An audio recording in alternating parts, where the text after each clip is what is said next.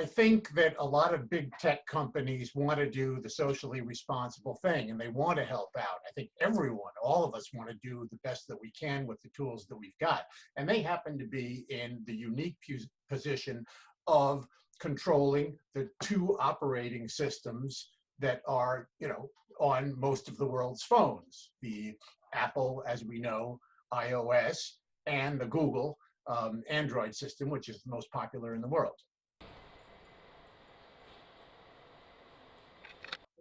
What needs to be understood first is that Apple and Google are coming into this after developers, public health agencies, and governments all around the world have been starting to develop and working on applications that will do this so-called contact tracing.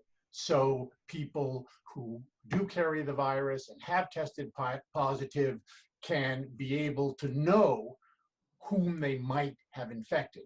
So what they're essentially doing is they're saying, look, we've got this platform. We're going to build the tools to make it easy for these apps to run.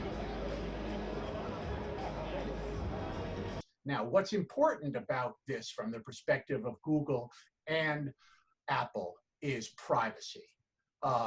There's a great concern that governments will get a hold of location data, will know, who is infected, and could use that information to abuse their civil liberties, right? Stigmatize them. There were problems with that in South Korea, where they used a lot of this stuff. So this would be a privacy-centric contact tracing platform to begin with. What they're trying to do is solve a problem with an invisible, fast-moving killer that you need technology, a lot of people believe, to tackle. Because so many people who are infected with the virus aren't showing symptoms, and they're transmitting it that way. Thank you.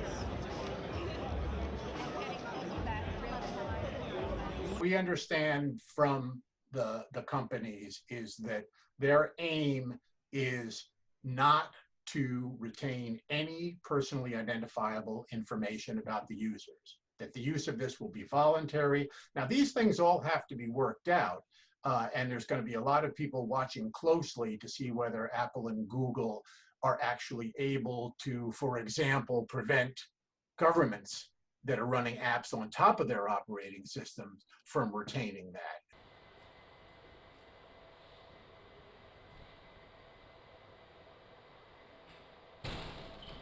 What's important to know is in the United States in particular, right now we have no app, no contact tracing app. There's a couple of states, Massachusetts and Rhode Island, that are going with traditional contact tracing, which means you find the person who's tested positive for the virus, and then you talk to them, and who do you remember crossing paths with, and then you actually make the phone call, you try to locate those people. So this could be a very powerful tool in the United States, where we would expect that state and local governments be the first to develop and roll out these things.